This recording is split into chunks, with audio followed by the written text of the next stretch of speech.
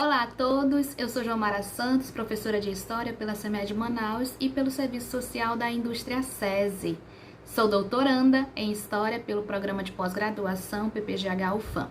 Agradeço ao convite do GT Mundos do Trabalho, Seção Amazonas, para participar da série em vídeo História Social do Trabalho e Movimentos Sociais na Amazônia. Hoje eu vou fazer algumas reflexões sobre as memórias, as experiências e a luta pela terra dos trabalhadores rurais do Lago de Tefé, Amazonas, ali de 1960 a 2013. Essas reflexões, elas vão permitir que a gente entenda como trabalhadores, moradores de comunidades do interior do Amazonas, eles lidam com as mudanças vivenciadas a partir de 60 e que são advindas ali com a expansão do capitalismo na Amazônia. E perceba que as experiências e lutas no campo, elas se dão de formas dinâmicas e diferenciadas nos diversos rios da Amazônia. E aí, o que estava ocorrendo ali na década de 60 no Lago de Tefé? Eu ressalto o declínio dos castanhais, tá? Em 63, as ações do Movimento de Educação de Base, que é o MEB, e suas instituições parceiras. Em 70, a entrada dos projetos que são promovidos pelo governo militar, com a presença de uma política expansionista do capital, de modernização da agricultura, incentivada pelo aparato burocrático do Estado. Então, instituições vão se tornar presentes ali no Lago de Tefé, são a Emater, o Projeto Rondon, o Banco do Brasil, são instituições que vão ser instituições parceiras do movimento de educação de base e vai atuar ali com a população do campo. Então, dentro do aspecto número 1, que eu falei que é o declínio dos castanhais, nós temos a queda do preço da castanha no mercado. Nas décadas de 20 e 60, só lembrando, a principal renda desses trabalhadores ali do Lago de Tefé era o extrativismo da castanha, da soba e a agricultura de subsistência com o cultivo da mandioca para a produção de farinha.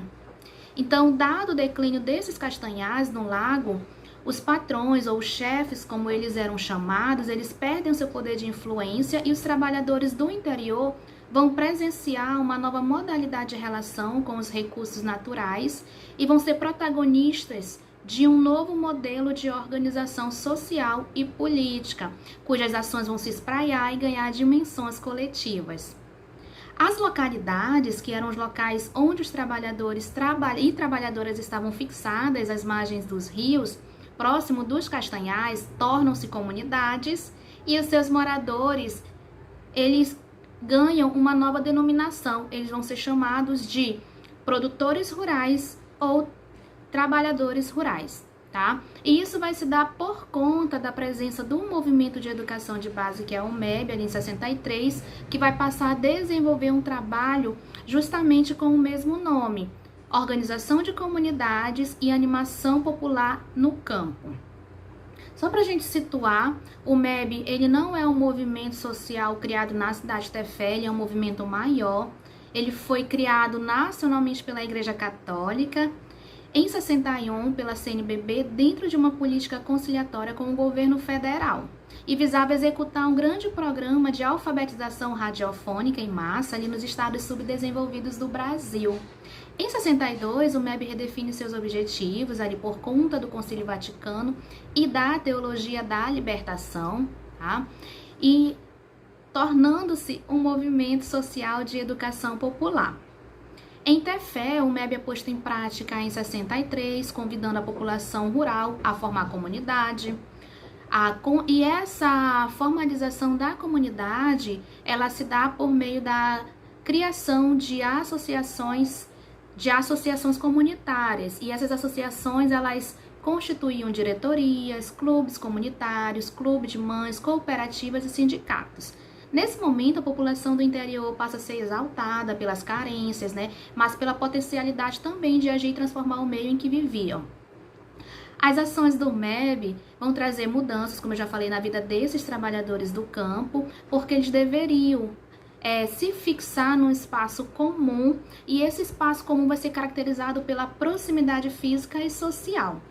E a associação ali para a comunidade do Bacuri, que foi o meu polo de análise, ela passou, a ser um espaço coletivo de organização desses trabalhadores. Lembrando que a comunidade Bom Jesus do Bacuri, ela vai ser criada, nesse sentido formal, Em 71, tá? A associação passou a ser um espaço coletivo de organização de trabalho, como os mutirões, né? Passou a ser também um espaço de discussão dos problemas vivenciados pelos grupos, como a falta de uma escola para a comunidade, de um posto de saúde, bem como passou a ser um espaço de mobilização dessas demandas junto ao governo municipal. E também passou a ser um espaço de conquista de uma territorialidade coletiva que vai significar maior autonomia para os trabalhadores do campo. Um outro aspecto também que nós não podemos esquecer dentro da nossa análise é que 70 é um período de ditadura militar e o Lago de Tefé vai presenciar a entrada de grandes projetos ali promovidos pelos governos militares, como eu já falei. E esses projetos visavam promover o desenvolvimento da Amazônia e sua integração ao sul do país. Sabe-se que esses projetos eles foram feitos ali sem a consulta da sociedade civil e eles vão apresentar conflitos distintos e uma dinâmica própria dependendo da região. Para o Lago de Tefé e a comunidade Bom Jesus, observou a presença de uma política expansionista do capital, onde as empresas capitalistas não atuam de forma repressiva e opressiva, né? Mas atuaram através de uma outra maneira, por meio de uma nova roupagem, impondo uma nova moral coercitiva e um olhar discriminatório sobre as populações do campo. Então, desse modo, passou-se a se conceber uma política de modernização da agricultura, consolidou-se uma estrutura de assistência técnica e rural, com políticas de incentivos fiscais pelo governo federal. Isso é evidenciado com a presença ali do aparato burocrático do Estado e com as instituições como a ACA em 66, a Emater em 77, o Projeto Rondon e as instituições bancárias como o Banco do Brasil. Então, a ACA ela passou a atuar diretamente com os trabalhadores e trabalhadora das comunidades rurais na medida em que elas iam sendo organizadas e formalizando suas associações. Então, a ACA ensinava técnicas de agricultura, realizavam palestras, acompanhamento e o progresso dessas atividades que eram ensinadas nesses cursos na comunidade. O Banco do Brasil vai disponibilizar um técnico que ia às comunidades, estimulando empréstimos e verificando a aplicação desses recursos junto à instituição. O Projeto Rondon enviava professores, médicos, assistentes sociais que passavam a orientar as famílias sobre os cuidados com a saúde. Bom, essas ações elas justificavam-se pela necessidade de melhorar a qualidade de vida, mas traziam incutidas ideias de modernização, que passaram a desconsiderar os usos costumeiros da população do campo, em especial da comunidade Bom Jesus do Bacuri, ocasionando aí um processo de resistência na aplicação de algumas dessas ações na comunidade, né? Então a gente vai perceber que novos modelos de comportamentos, eles são ensinados, os moradores são incentivados a consumir alimentos industrializados da cidade, como a bolacha. E aí eles falam nas narrativas orais, olha, alimentos que nem alimentavam, mas era importante nós comermos, né? Então, eles são incentivados a deixar o peixe que eles tinham o hábito e ainda têm de comer no café da manhã, antes de sair para o trabalho, a fim de combater as práticas que eram consideradas antigas, que remetiu à rudeza dessa população ali para essas instituições. Eles eram incentivados a derrubar suas casas e a construir casas novas, separadas por cômodos, cobertas de alumínio, nos moldes mais modernos e alinhados em linha reta, ali obedecendo ao imaginário de uma rua da cidade. Além do mais, construir fossas atrás de suas casas. Assim, os trabalhadores do campo eles passaram por um processo de expropriação cultural e uma crescente substituição de seus modos de vida, né, ocasionando ali desconforto e resistência por parte de alguns moradores que desobedeciam mesmo às novas imposições. Eles continuavam comendo seu peixe frito pela manhã, xingavam quando eram chamados a atenção por não estarem cumprindo as orientações e continuavam bebendo sua água do rio, não fazendo uso das fossas, do cloro, embora é muito interessante com relação às fossas, que mesmo construídas atrás de suas casas, alguns moradores chegam a dizer que elas caíam e que elas não eram usadas, né? E essa desobediência, essa própria resistência, ela vai se dar porque esses moradores, eles buscam conservar os seus saberes tradicionais. Então, na contramão das ações modernizadoras, verificamos que os trabalhadores dessas comunidades ali do Bacuri acionaram a designação de comunidade a seu favor também. Uma vez oficializada essa identidade coletiva, que dava essa identidade, essa visibilidade para esses trabalhadores do campo, então eles começaram a intensificar as ações coletivas no âmbito da comunidade, realizando trabalhos chamados de mutirões para construir o prédio da escola na comunidade, a casa comunitária, campo de futebol, realizavam roça comunitária para angariar recursos para resolver os problemas urgentes da comunidade. E também eles acionaram essa identidade coletiva para dialogar com o governo municipal e demandar melhorias ali para aquele momento, como a contratação de professores para a comunidade, para que seus filhos pudessem estudar ali mesmo e não migrasse para a cidade. Passaram a demandar o pagamento de agentes de saúde, já que eles não tinham posto de saúde nem motor de luz ali no contexto rural. Posteriormente, essa identidade coletiva ela vai ser acionada para lutar e reivindicar pelo direito de permanecerem na terra e legalizar essa terra em nome da comunidade, como uma terra coletiva, como uma terra de trabalho desses trabalhadores rurais. A luta pela terra foi desenvolvida pelos moradores da comunidade na década de 80, depois de tentativas de expulsão que foram efetivadas por Lázaro Ramos, que era reconhecido como dono da terra e que teria concedido a fixação das famílias nos espaços circunvizinhos aos Castanhais.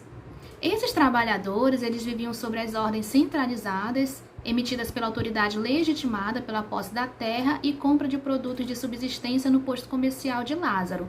Afirmava Lázaro que ele autorizou a criação da comunidade e a permanência das famílias em suas terras porque eles trabalhavam extraindo castanha, produzindo farinha, o açúcar mascavo, e eles trocavam por gêneros alimentícios no seu posto comercial.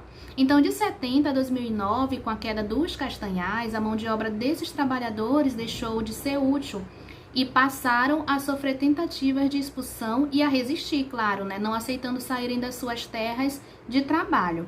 Porém, em 2009, tem-se o acirramento dessa luta, quando os trabalhadores eles vão começar a ter dificuldades de acionar os benefícios como aposentadoria, auxílio-doença, auxílio-maternidade e a necessidade de comprovar que moravam numa comunidade, que as comunidades tinham CNPJ, Então, a partir dali, eles vão ser os protagonistas, dessa luta. Inicialmente, a tática das lideranças da comunidade foi dialogar e negociar com o ex-patrão, que era o titular da terra, e eles vão, só que essa tática vai ser negada, com certeza, passando a discussão, a ter enfrentamento direto, inclusive as narrativas, na memória coletiva desses trabalhadores ficou marcada a questão das ameaças de mortes, então eles passam a fazer o uso do dispositivo legal, que é o uso capião, passando as formas públicas de resistências. Então, outra tática usada pelos moradores do Bacuri foi a mobilização